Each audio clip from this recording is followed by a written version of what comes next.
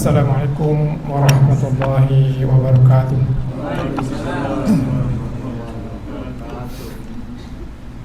Innal hamdalillah nahmaduhu wa nasta'inuhu wa nastaghfiruh wa na'udzu billahi min shururi anfusina wa sayyiati a'malina may yahdihillahu fala mudilla lahu wa may yudlil fala hadiya lahu. Asyhadu an la ilaha illallah wahdahu la syarika lahu wa asyhadu anna Muhammadan abduhu wa rasuluh. Allahumma shalli ala Muhammad wa ala alihi wa sahbihi ajmain. Bapak dan Ibu jamaah salat zuhur rahmatullah. Semoga hari-hari kita diisi dengan rasa syukur kita kepada Allah Subhanahu wa taala segala nikmat yang dilimpahkan kepada kita. Hampir tidak ada celah kita untuk berkeluh kesah, karena Allah menyampaikan wa in ta'udu nikmatallah la tuhsuha, dan jika kamu menghitung nikmat Allah niscaya kamu tidak dapat menghitungnya. Untuk itu mari ungkapkan rasa syukur kita dengan terus meningkatkan kualitas ibadah kita kepada Allah Subhanahu wa taala. Pada sekalian, berapa menit ya? 10 menit, 15 10 menit ke depan ya, mungkin saya minta izin untuk mengambil waktu tidur ya.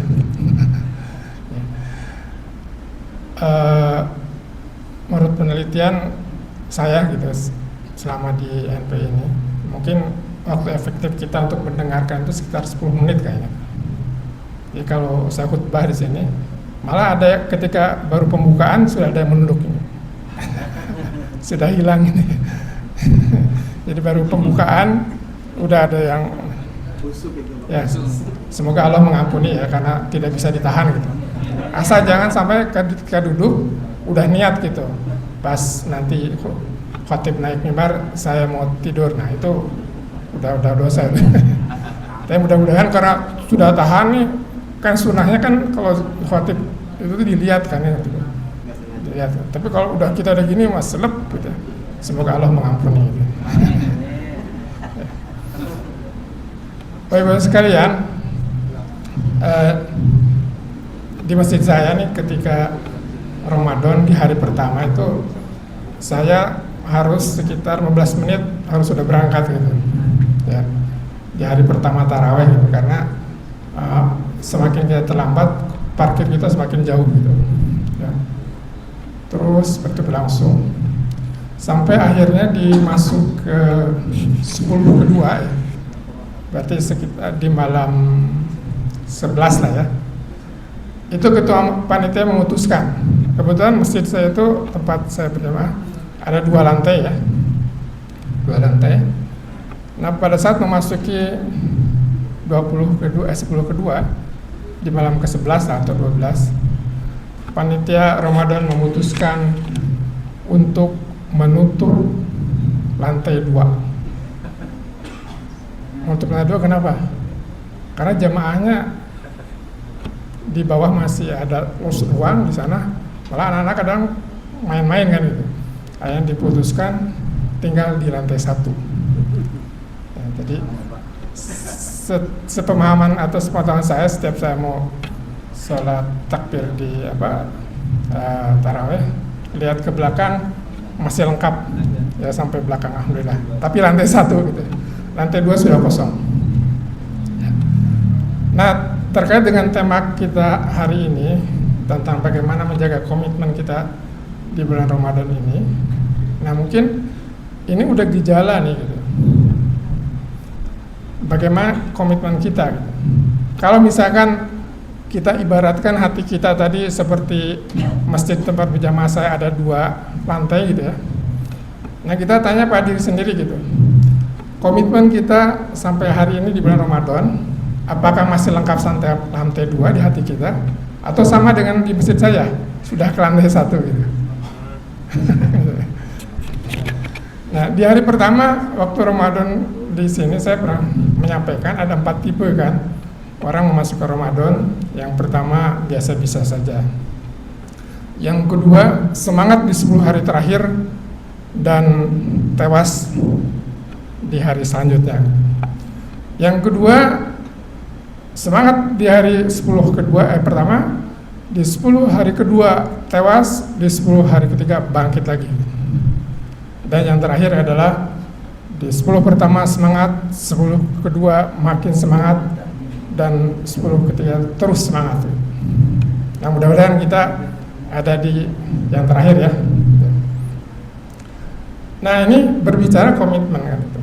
Jadi kalau kita melihat seperti itu, apa artinya? Misalkan nih, Anda jamaah sama-sama saya, ternyata Anda yang dulu pernah di lantai 2 dan tidak balik lagi gitu. Kita tanya gitu, gimana komitmen kita gitu?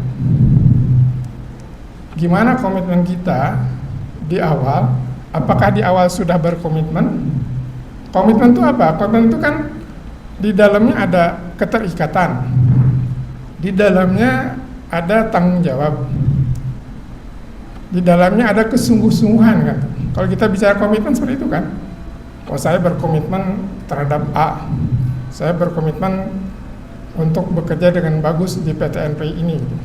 Artinya kita ada ikatan, ada tanggung jawab. Nah, bagaimana dengan Ramadan ini? Nah, melihat gejala-gejala yang gejala terstruktur gitu, yang memang hampir setiap tahun seperti itu. Nah, kita kan bertanya gitu, kenapa sih? Gitu? Faktor apa yang kemudian komitmen kita bisa luntur gitu? Atau bisa turun gitu? Dan lebih payahnya lagi, sudah turun tidak bisa naik lagi, gimana? Itu lebih parah lagi. Saya ngasih pengandaian gini, kita setiap hari pergi dari Senin sampai Jumat, pergi ke NPI dari rumah ke sini, kira-kira ada nggak yang selama 1 minggu jalannya beda-beda gitu? Misalkan ada yang rumahnya di mana tuh? Di Pomad misalkan. Hari pertama Senin ke sini. Nanti hari Selasa mau lewat itu belakang. Hari Rabu ke sini, ada yang gitu. Enggak kan? Kita pasti, saya sendiri sudah berapa puluh tahun sebenarnya, 20 tahun lebih, jalurnya masih itu aja gitu. Jalurnya masih itu aja gitu. Ramadan yang kita lakukan berulang kan, kita berangkat ke NPI berulang juga gitu. Kenapa kita kemudian misalnya malas saya nggak masuk 1 bulan gitu, nggak datang ke sini, bosan lewat jalur itu sana gitu. Ada nggak yang gitu? Udah Pak Hera udah bikin surat PHK gitu. Atau 5 hari saya nggak masuk sebulan gitu, bosan ke NPI doang gitu. Ke NPI terus. Saya tanya, kenapa Anda mau datang ke NPI dari Senin sampai Kamis? Kenapa? Tanya saya aja ya, karena saya punya kebutuhan gitu. Sama nggak? Sama. Nah, ini mungkin salah satu faktor kenapa kemudian komitmen kita di Ramadan pun anjlok, karena kita tidak melihat Ramadan ini sebagai kebutuhan kita gitu. Kita yang butuh gitu. 30 hari kita saum Ramadan, sahur, buka taraweh, sahur, buka taraweh, dan terus muter gitu. Kalau kita merasa bosan, tanya, ada yang salah di diri kita. Karena kita tidak melihat Ramadan sebagai kebutuhan kita. Sebagaimana Anda juga tidak bosan untuk pergi ke NPI selama puluhan tahun gitu, dengan jalur yang sama lagi gitu. Kenapa nggak bosan gitu? Ini Ramadan 30 hari gitu, baru 10 hari udah bosan gitu. Kenapa gitu? Ini saya nanya ke Anda sendiri juga ya, artinya masing-masing tanya gitu. Kenapa gitu? Kenapa tilawah kita yang hari pertama sampai 5 bisa 1 juz, sekarang tinggal berapa? Sepertiganya atau 1 halaman gitu? Tanya gitu, mari tanya. Kenapa? Oh, berarti ada yang salah dengan diri kita. Jadi ini bagian introspeksi kita. Mari kita bangkitkan komitmen kita untuk menjalankan Ramadan ini dengan memperbaiki niat kita, ya, Waman jahadu fina lanahdiyanahum subulana, kata Allah. Barang siapa bersungguh-sungguh berjihad untuk menggapai ridho kami, ridhoku, kata Allah Subhanahu wa taala, maka Allah akan bukakan jalan-jalan menuju itu, menuju jalan kami, kata Allah. Jadi faktor bagaimana kita meningkatkan ruh jihad kita adalah mengatasi kemunduran komitmen kita, dan tentunya komitmen ini harus kita jaga sehingga pasca Ramadan pun apa yang kita lakukan di Ramadan akan kemudian kita lakukan juga setelah Ramadan. Ali bin Sawge mengatakan kalau kita punya kebiasaan dijaga saja sampai 21 hari, maka kebiasaan itu insya Allah akan menjadi kebiasaan yang terus-menerus gitu. Kalau kita sebelum Ramadan tidak rutin baca tilawah Quran tiap hari, kemudian di Ramadan dipaksakan dan kemudian kita pun berusaha, maka insya Allah setelah Ramadan pun kebiasaan kita tilawah tidak akan lepas. Ini dari sisi aspek psikologi. Apalagi kalau kita didukung dengan niat kita, bagaimana kita menjaga komitmen kita untuk di Ramadan ini. Dan kita memperkuat komitmen kita juga adalah bahwa Allah menjanjikan bahwa tujuan dari Ramadan adalah la'alakum tatakun, agar kita menjadi orang bertakwa, agar kita menjadi orang bertakwa. Pahala yang Allah limpahkan kepada kita ketika kita bertakwa itu pahalanya dunia dan akhirat. Di dalam surat At-Talaq Allah mengatakan, a'udzubillahi minasyaitonir rajim, wa may yattaqillah yaj'al lahu makhraja wa yarzuqhu min haitsu la yahtasib.